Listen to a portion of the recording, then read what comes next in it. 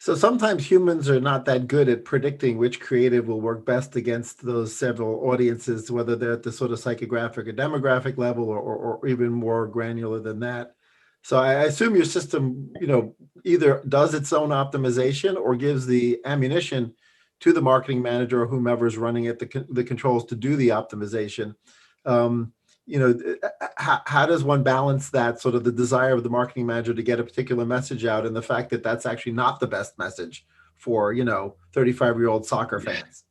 Yeah, it's so funny because we were talking about this just today, Kevin, and we have an amazing creative director, Patrick Hollister, and we have this score that the whole company uses, 1 to 10, 1 being completely disastrous, actually, completely ruining the brand's perception, not on point, 10 being a sort of miracle, and we say, look, when we're working with brands, we're trying to get to 6.5, right? That's what we're trying to do, because at the moment, most display creative is 2 or 3, and we ran through this creative, and it's such a relevant question because we were running through this training just this afternoon, and he was showing these creatives, and I think we all think there's, creative is so subjective, but when we're looking at it, most people are on point. When we were scoring them all in the chat and saying like, oh, we think this is a 6 or a 7 or a 5 or whatever, the consistencies were unbelievable.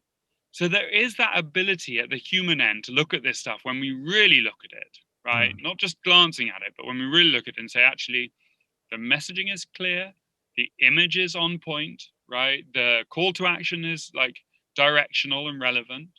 So I think the first thing is, yes, of course, there's technology to help on this stuff, but there's also like a human element.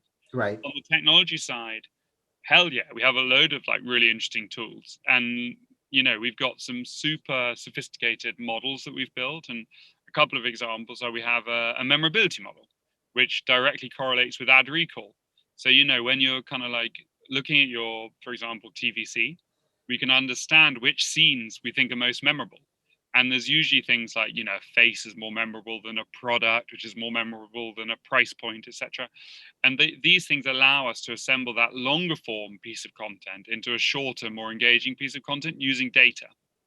The second thing that we have, which I think is super cool, is we have these really powerful fatigue models.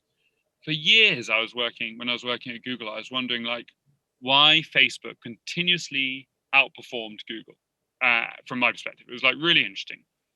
And the only thing that I can boil it down to was that Facebook were consistent about saying how important the creative was and refreshing the creative.